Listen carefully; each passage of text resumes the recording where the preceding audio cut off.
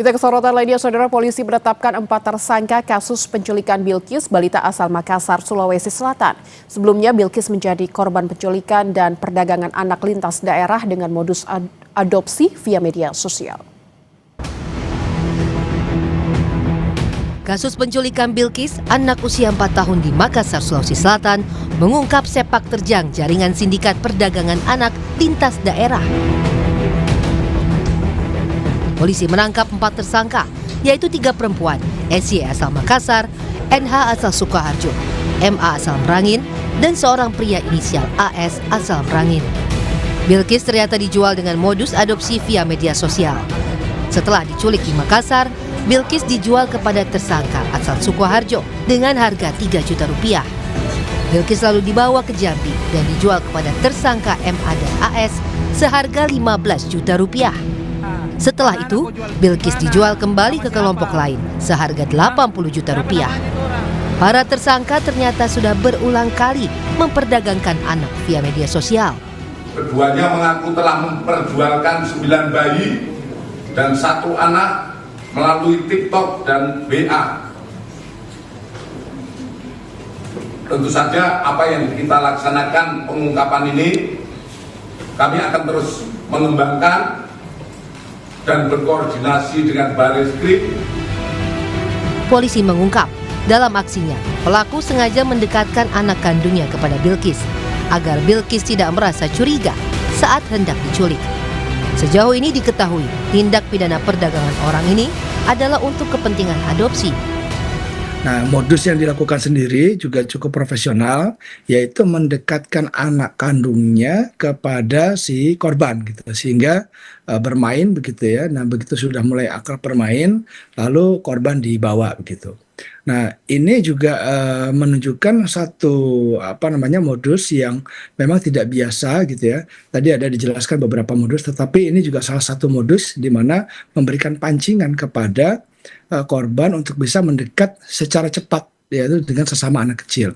Dari pelaku yang sudah kami tangkap, ini modusnya memang modus untuk adopsi. Jadi mereka membuat surat yang seolah-olah asli begitu, sehingga orang yang mengadopsi pun menganggap itu seperti adopsi yang asli. Gitu. Nah, ini yang perlu diwaspadai, karena kalau sampai orang beranggapan bahwa ini adopsi asli, mereka akan mengeluarkan biaya yang disampaikan oleh pihak pelaku tadi, dan mereka membayar seolah-olah itu sudah legal gitu ya. Tapi ternyata belum. Jadi modusnya itu modus untuk adopsi. Nah, terkait dengan jaringan internasional atau akan digunakan untuk kejahatan lainnya, kami masih melakukan pendalaman terhadap hal itu. Penculikan Bilkis pada 2 November 2025 terekam kamera CCTV.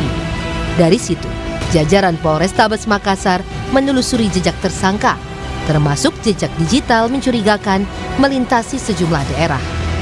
Setelah 1 pekan hilang, Bilkis akhirnya ditemukan dalam kondisi selamat di Jambi dan langsung dikembalikan kepada orang tuanya pada Minggu 10 November. Sehat walafiat, tidak kurang suatu apapun, alhamdulillah.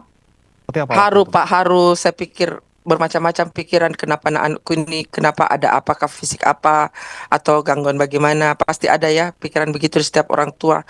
Ya alhamdulillah tidak ada, katanya sudah diperiksa dari pihak Polrestabes, dokternya katanya sudah periksa, alhamdulillah aman dari segi psikologis dan fisik. Polisi masih mendalami kasus ini untuk mengungkap jaringan lebih besar. Para tersangka dijerat pasal 83, junto pasal 76F Undang-Undang Perlindungan Anak dan pasal 2 Undang-Undang Tindak Pidana Perdagangan Orang dengan ancaman hukuman maksimal 15 tahun penjara. Tim Liputan Kompas TV. Informasi selengkapnya akan disampaikan jurnalis Kompas TV Wafik Aziza dan juru kamera Arif Tirtana dari Makassar, Sulawesi Selatan. Selamat siang Wafik. Para pelaku merupakan jaringan yang terorganisir. Dan apakah ada kemungkinan para pelaku terlibat dalam jaringan TPPO internasional? Iya, selamat siang Imran dan juga sejarah. Dari hasil rilis Polda Sulawesi Selatan pada hari Senin 10 November kemarin, dari kasus penculikan anak ini di Makassar ternyata bukan tindakan tunggal, melainkan melibatkan perdagangan anak lintas provinsi. Kasus ini bermula saat seorang anak dilaporkan hilang di Taman Pakul Sayang di Jalan Petarade Kota Makassar. Kemudian pihak kepolisian dari Polrestabes Makassar melakukan penyelidikan mendalam dan juga ditemukan korban sempat muncul di CCTV yang ada di Jalan Pelita Kota Makassar, di mana pelaku SY ini sebelumnya membawa korban dari lokasi pertama menuju kamar kosannya, kemudian pelaku kemudian menawarkan korban di akun Facebook grup adopsi anak.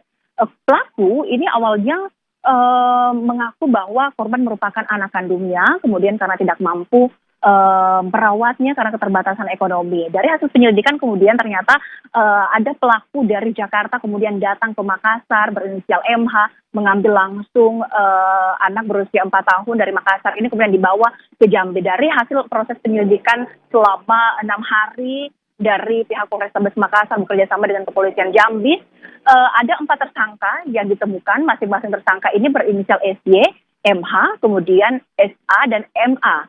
Di mana para pelaku ini memang mengincar anak-anak berusia di bawah 5 tahun untuk kemudian diadopsi.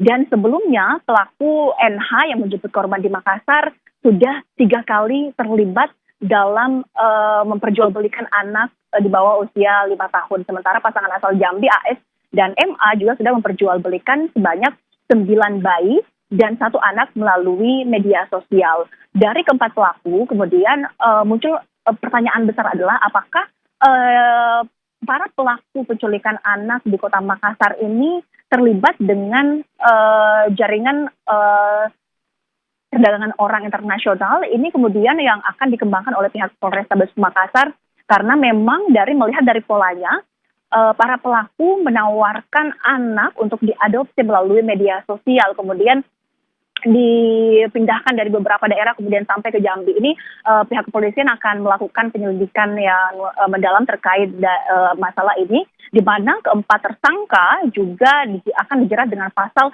tentang perlindungan anak dan juga pasal tentang pemberantasan tindak perdagangan orang.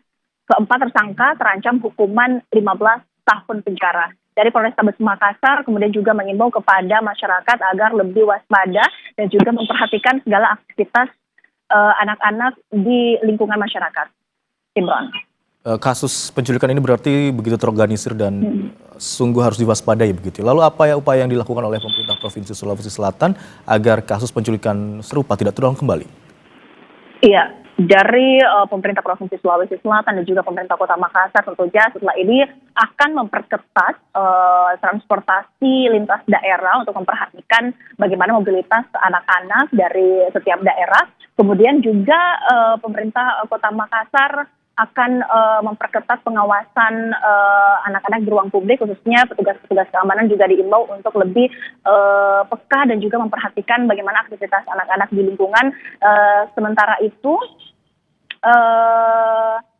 dari kasus penculikan anak usia 4 tahun di Kota Makassar ini, dari pemerintah Kota Makassar juga sudah memberikan pendampingan psikologis kepada korban dan juga keluarga korban, di mana pendampingan psikologis ini diberikan langsung oleh Dinas Pemberdayaan dan juga Perlindungan Anak di Kota Makassar. Tentunya ini pemerintah Provinsi Sulawesi Selatan dan juga pemerintah Kota Makassar akan terus memberikan edukasi kepada masyarakat agar tetap waspada dan memperhatikan segala aktivitas anak-anak.